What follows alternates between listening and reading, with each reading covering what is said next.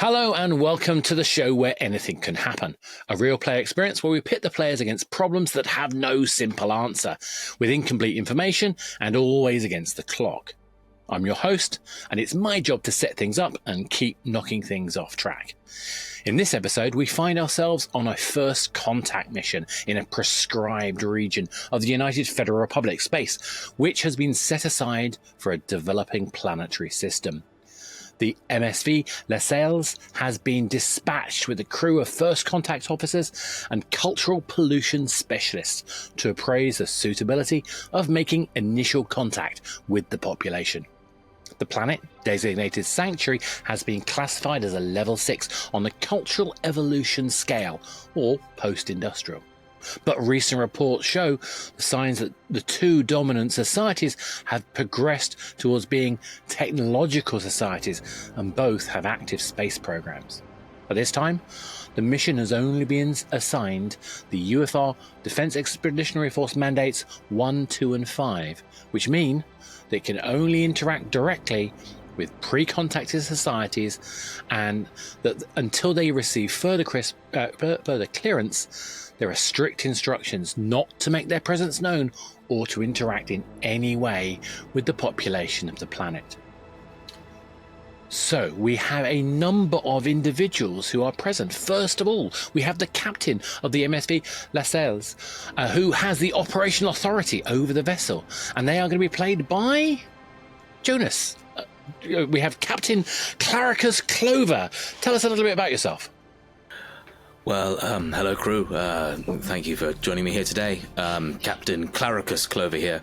I like to run a tight ship. I have a sterling record of having absolutely zero incidences on any of the diplomatic missions in my tenure. And as you all know, this is one of my final missions until I go into retirement. I'm obviously keen to see this diplomatic mission through without any escalation and any incident. And I have confidence, full confidence in every member of this crew that we're going to be able to see this through without incident, without any sort of any harumph, and without anything noteworthy happening. I'm sure it's just going to be smooth sailing from here. Next up, we are accompanied by the first contact Arbiter, who is known as Lucinard. First contact Arbiter Lucinard. Do you want to introduce yourself? Absolutely. Hello, crew. As you know me, Lucinard, I love new societies that we discover all the time. I will be the one deciding if this society is ripe as a level 7 to join us in the intergalactic community. As you know, I've always wanted to be a bit of a Xenoanthropologist myself, because I very much like science and discovering more about different cultures, but I am more than happy to have this role and to help us bring this big galactic family bigger if we can, when they're ready. And of course, whilst it is the Arbiter's decision if this society will be ready or not, they are not making that decision alone. And they are supported by the first contact researcher, that is Calain Balar. Calain, tell us all about yourself. I'm Calain. I do all the research, making sure I've got all the drones and all the sensors out there to get a feel of what the societies are like. I go in first, take a good look around, keep an eye on things, and make sure the information gets to the people who need to make the big decisions. And it's not just about understanding the culture and the society. We need to understand the people and the civilizations, which is why we have a Xenoanthropologist specialist with us as well, Arvin Kennet. Tell us about yourself, Arvin Kennet. I am a passionate advocate for alien cultures, but I will remind you, though, that although it does require significant training, xenoanthropology is primarily a humanities topic rather than a science. Absolutely. And moving on, we have, talking of technology, we have a xenotechnology specialist who is first technician Vink. Technician Vink, introduce yourself, please. Hello, everyone. It's First Technician Vink here. It's nice to see a few familiar faces on board from previous missions. As you know, I'm the leading specialist in xenotechnology and retrotechnology historian. Excellent. And so we find ourselves, as we start to emerge out of harmonic space and into the system, basically we find ourselves moving into proximity to the planet of Sanctuary. And with that in mind, Captain, what are your orders? Well, firstly, I'd just like to gather everyone round. In particular, I'd like the following individuals to join me on the bridge. I'd appreciate it if we had the first contact arbiter, Lucinard, to join me in the bridge. Yes. Thank you, Lucinard. It's good to see you today. I'd appreciate if we could have a Xenoanthropologist specialist, Arvin, Kennet, over on the bridge. You'll be absolutely needed for this debriefing. First contact researcher, Calain, Balar. You're already here at your post. It's good to see you. Good to see you. You're looking well. You're looking very well. And finally, has anyone seen First Technician Vink? I can never find them. Somebody get technician. So, just here, Captain. So I was having a look at the sensor arrays on this ship. It's not the newest of vessels. It's probably 50 or so years off of being retrotech itself. Well, I prefer the classics on our ship. I like the way that I was taught to do things, and I simply won't change. Besides, it was one last mission now, and we've made it this far. So what could possibly go wrong? I'd appreciate a bit of a debriefing on the situation here. We're arriving at Sanctuary shortly. Obviously, stealth technologies are implemented to ensure that we avoid any detection. Not that they should have any sensors or technology capable of detecting us out here at this range, but there are lots of unknowns to this culture that could surprise us, which is part of what we're here to do, is to assess precisely what has developed in this planet, how far they've come, and if we are in such a position as to contact them. Following the rules of mandates 1, 2, and 5. I'd really appreciate if we could have a bit of a debrief around the room, what we know so far, what our priorities are, and what do we need to do to make sure that we can get back home, call it a day, and I can slip into retirement mode. So without further ado, I'd like to hand it over, please. I'm going to hand it over to you first, Contact Arbiter. Lucinard, what have you got for me? Oh, I'm so excited by this. Essentially, all I need really is to understand, are they ripe? Are they right yet? I do need to know more about their geopolitical situation, if we have any information about, have they been able to actually explore their own solar system? If they have, maybe we can reach the much sought after level 7 that they need. Perhaps Arvin or Vink have some information on this. Yes, well, I can certainly give you some background on the planet. It's fascinating that this planet is populated by 2 distinct species, the Hin and the Tau. They are capable of interbreeding, and there are a small population of crossbreed individuals who are known as the Gen. And there's some interesting cultural stuff based around that. What are you particularly interested in knowing? I need to know how their society actually is structured in terms of geopolitics.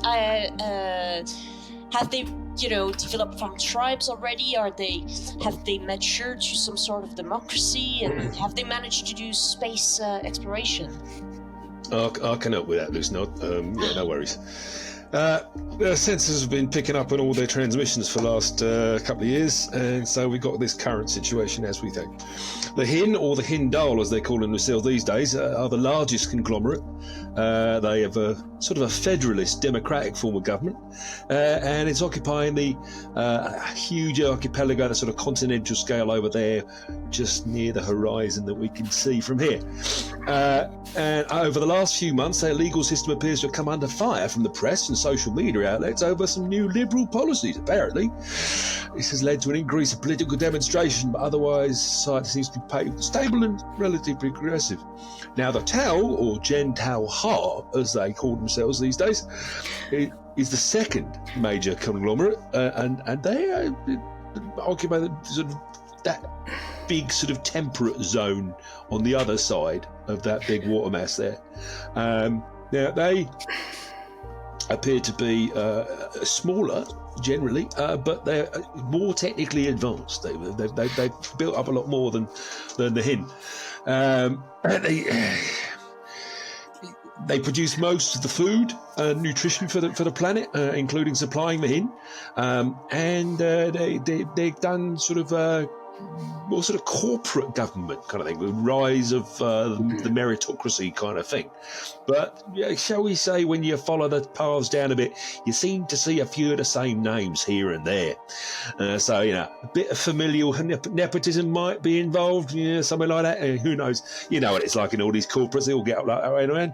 Anyway, they have started developing some space tech, and they've got unmanned satellites buzzing around. You'll probably pick up a few on the sensors. No manned missions. I suppose we'll use the word manned. No manned missions per se at the moment, though. So that's pretty much so. I think they're looking pretty good given what we did so far. I think I've just got to jump in there for a second regarding the technological disparity between the two sects. I think you'll find that we, as you normally find in a dual species society, one side normally does advance, and you tend to find them technologically dominate the others. The fascinating thing here is recently the Hindel, who were not much, but significantly behind their counterparts, have actually had an interesting explosion in technology and innovation. It's a fascinating opportunity to study not just how these cultures develop, but what would drive a explosion of innovation like this. I've got a question here. You do shut down the line of thinking if it's completely left field. I've been on many a mission now. I don't want to overstate the point, but I just feel I should just really clarify that I'm an old hat at this. And in the past, we have of course seen civilizations where their technology boom was actually due to other space civilizations actually interfering, breaking the mandate, sometimes for personal reasons, and then sort of gain. Is there any evidence here that there could be interference from another outside culture, perhaps one that we're aware of, or any alien technology coming into this civilization? Captain, just a little thing. I'm picking up something from some of my sensors. Yes, Colin, go ahead. Yes, there's some media reports. Apparently, the Hin are doing their first manned mission into space. It's just been announced. It's been brought forward in secret and will be launched later today. Oh, how I see. exciting! It's fascinating. This is very timely. But that's the Hin, not the Gen. Well, as I said, they have advanced quite quickly, and the Gentile. I hear what you're saying, Captain, but it is also when two species get into, or two sects on a planet get into a space race, or a technological race for superiority in a new climate. You do see these booms, and it can come from either side. It's very interesting. I would just like to clarify that the Hindal and the Gentile Ha are the nations, the primary organisations here. Both of them are multi-species, although you're correct, Mr. Balar, to say that the Hindal are primarily Hin and the Gentile Ha are primarily Tau. They do both have a mix of all three species, and interestingly, the Gentile Ha have the Gen are effectively the ruling class, which is interesting. For they have a fascinating kind of mythology that elevates the crossbreed species. So sort of a hybrid vigor elevation kind of thing. Yes, it doesn't appear to be religious, but there's something about their culture has made it. In fact, looking at this information that you've shared, Mr. Balar, the technology, some of the designs that they're using in this ship they've announced appear to be Gentile Ha. Culturally speaking. I'll have to check that. Let me see if I can dig into some other media. Let me have a look on some of the sensors and see if I can get any. We've got any scans of any of the recent technology. I have a question, actually. Do we know if both of these species are at war with each other? It would be most disappointing. How exciting they sound. I'm not aware of any hostilities between the two nations. Okay. I mean, technology-wise, they are species that have developed weaponry technology. There is some sort of fusion weaponry on the Gentle Ha side, and some basic atomic weaponry on the Hindel side. I'm getting a tech report back, and the Hindel are definitely using Gentle Ha technology for their ship. It may just be their boom may just be common or garden industrial espionage, where they've appropriated or bought some technology from the other side. Now, I've got some key questions here for everyone. Firstly, First Technician Vink, we're confident that our stealth technology at the moment should be far superior to any sensors or detection technologies that they have at the moment. We should be able to remain undetected at this range. Absolutely. We've done a full sweep. Their technology level is far below their the ability to detect us. Just checking my records, there have been some trade disagreements between the Gentile and the Hindel, but certainly no conflict, not for hundreds of years. What do we need to know today to be able to make a decision about whether or not this civilization is suitable for contact? What do you need to get out of this mission? Because I just want to ensure that we've got the basics down. We need to know whether they have the technology to acknowledge the other the United Front Federation societies, that they've been able to do space travel, and they have a stable geopolitical society, at least one leading on the planet. We also need to consider the potential damage to a unique cultural setup. The way the Gentile Ha have structured their society is extremely unusual in my professional experience, and first contact could do irreparable damage to their culture. Now, let's be clear here. There is absolutely no intention to engage in first contact. We are operating under the mandates as such. And again, smooth diplomatic mission today. No surprises. So can I just ask, I might have missed it in the brief, but do either faction believe they're alone in the universe, or have they got a strong sense that there may be something else out there?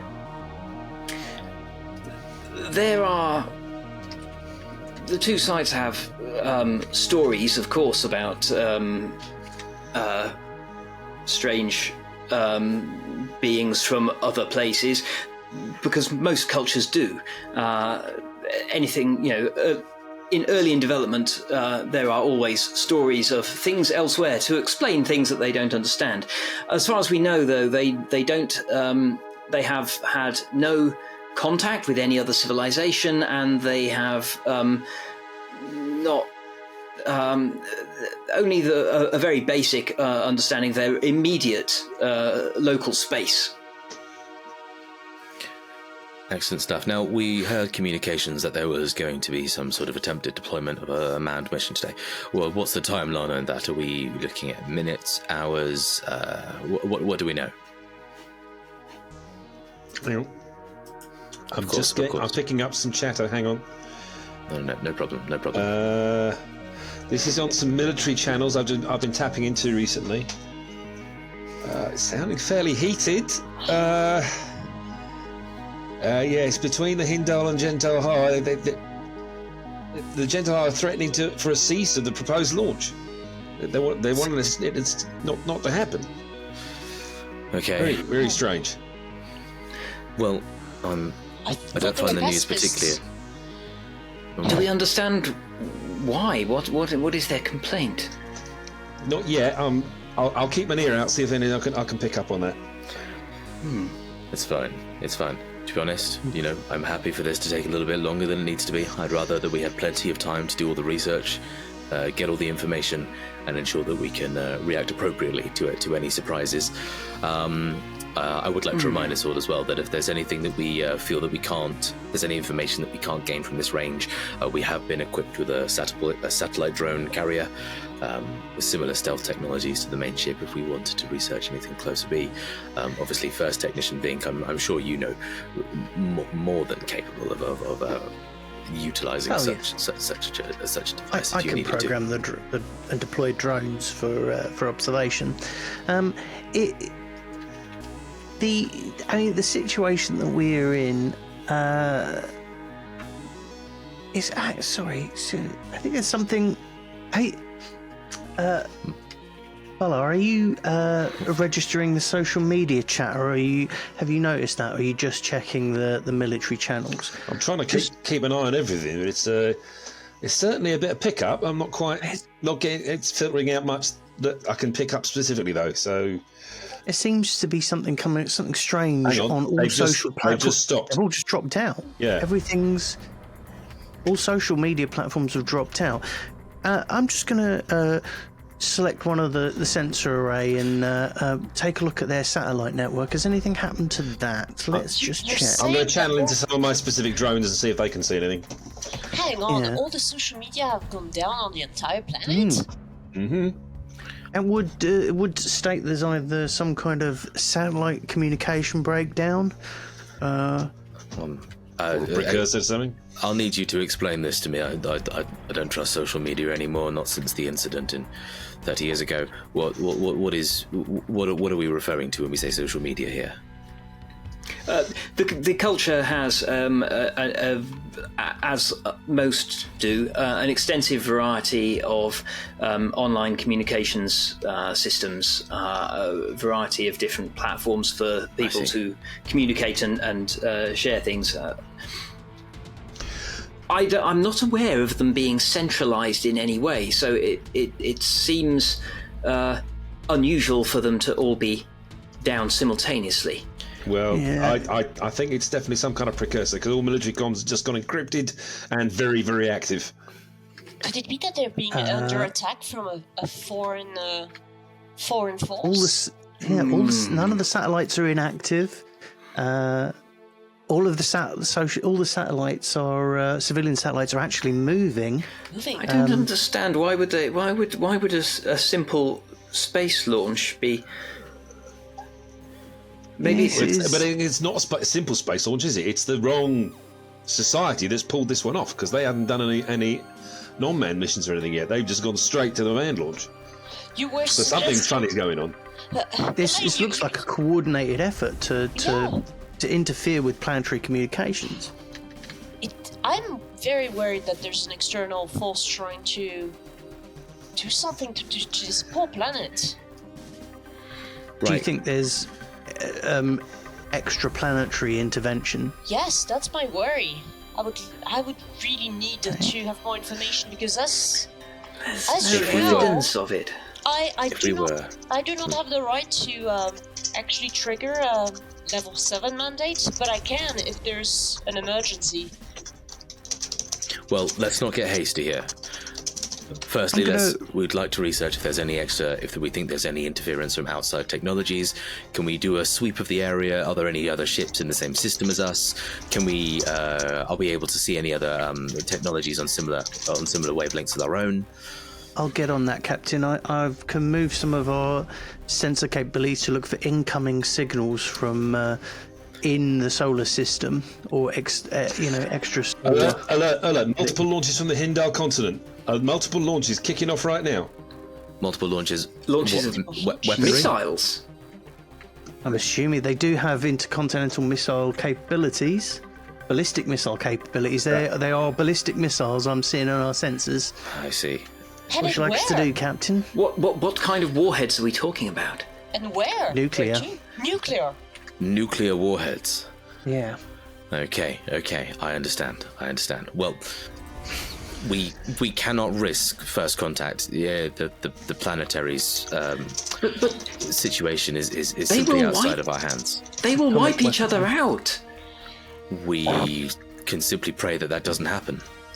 No, I can assign a mandate 7, and then we can initiate first contact so that they don't kill each other. Lucinard, please. That's drastic. That's a very drastic action, and will open us up to potential.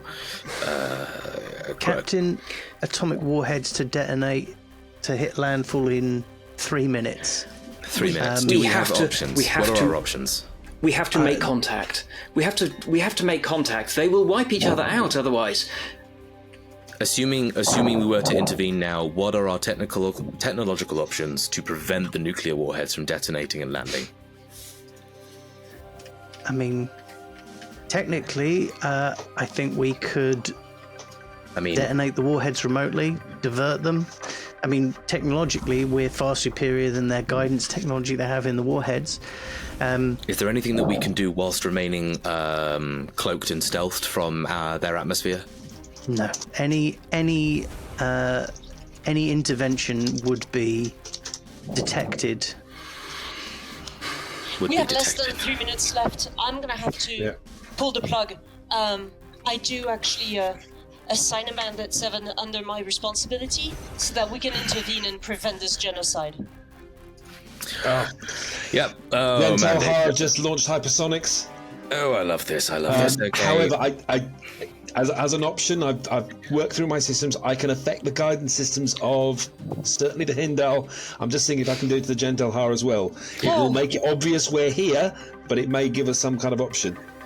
With Mandate 7 activated, I am moving the ship. I am moving the ship closer to the planet, and I will allow interventionary actions. Thank you, Captain.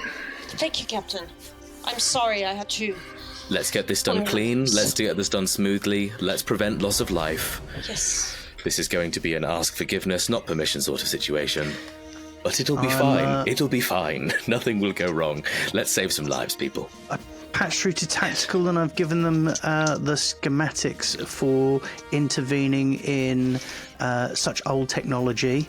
It should allow our sensors to interface with their navigation systems. Great work, Technician Vink. Thank you very much. What are we doing with these, the supersonics? Hypersonics. The hypersonics. It's similarly retro technology. We should have no problem to either divert or use a drone to self-destruct them. I'm trying to redirect them to sea as far from population centres as possible. Thank you. Thank you, Captain, I need to forewarn you that with the population on such a high alert, there is a risk that they may overreact to our sudden presence here. Arvin, are you telling me problems, or are you telling me solutions? I am warning you that it is conceivable that since we have had to announce our presence in such a brute force manner, they may consider it a hostile action, even though we are attempting to save lives. My simple hope here is that they see us as some sort of technological anomaly or celestial happenstance that they can't understand, and I believe our role here is to simply disarm them of any genocide-causing action, and we should... Right. Can I... Lucinard, please go. Sorry. Go ahead, Colin, please. You're the one. Right, I've got the missiles heading into one zone, but to stop mass amounts of fallout, we need to destroy them before they hit the ground or the sea. So Impact in 30 seconds. If you can target them before they hit the ground, that would be the best we can do. Weapons team, target the warheads using Calain's Impact in 20 instructions. seconds. Fire. Arvin, I'm thinking that because the Gentle Har have some sort of celestial beliefs, perhaps they could think we're gods. Impact in 10 seconds. Calain, destroy those warheads right now. All other discussion doesn't matter. I can do what I can. Interception. Missiles are withdrawn, destroyed. Excellent work, Calain. Right, Lucinard, carry on. And What were you saying? that's where we will stop this particular session. Thank you very much, folks. So you have taken the decision to, despite your original mandate and your mandate permissions, which only really allow you to prevent external attacks upon society, and yet you've taken it upon yourselves to intercede in the natural progression of a community. Does anyone have any thoughts on that? Technically, we went from a diplomatic mission to... We didn't take diplomatic action, we took actions of war. We destroyed the arsenal of weapons from both sides. So technically we're at war with both of those factions now. I'm not thinking of more peacekeeping actions rather than war. You know what I mean? I mean, it could be the thing that brings them together finally. Yeah, I mean, maybe they're gods now, and they're alive, and their societies can progress. If you fire a bullet and a third party just moves the bullet elsewhere, I don't think they're part of the war. Did we know, Mr. President, the nuclear missiles? My feeling is that, culturally speaking, first contact is less damaging than complete nuclear annihilation. Yes! So, do they deserve first contact? Have we Exactly. stopped them from taking themselves out of consideration for the wider universe? This Have is we a put them in a fundamental- position they shouldn't be in? This is a fundamental question we should answer. So we'll continue this conversation in another scenario. However, I would like to see what you think. Do you think that what you've observed, would you have initiated first contact with this society? oh, It was we too should early. not. We should not have done. I think too early. No. if they had successfully made it into space today, then I think we could have been like, that's a pretty good reason to make first contact, but not today. Let's go. Yeah. Let's go and come back. Is my feeling on that. It's ironic that the action that provoked our intercession more or less demonstrated that they were not ready. Exactly. Well, I mean, obviously, you guys have, had some back channel provided to you in the process. How are you? Obviously, some of you reacted quite that. Some of you didn't get the information. Were you? How did that affect your decision-making process?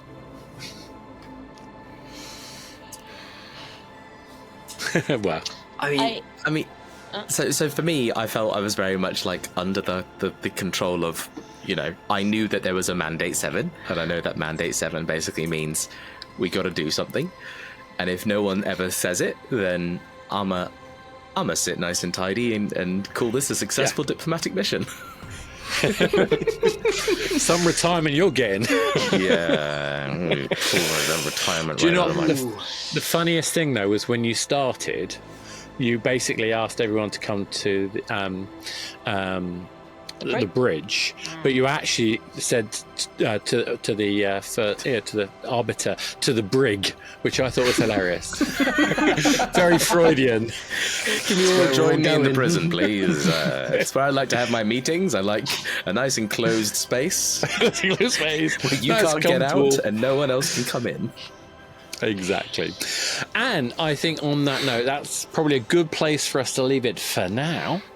But we're going to be back and we're going to find out, how does this get treated? I mean, how does the society, the UFR society, condone or punish such activities? And with that in mind, we will leave it there. And don't forget, you can like, subscribe, follow, get the Patreon, all the other stuff that you would do with these things if you enjoyed it. Obviously, let us know what you think. Talk to us and tell us what would you do. How would you affect that situation? So let's do more of these things, and hopefully you enjoyed it. And remember, we'll be back here where anything can happen.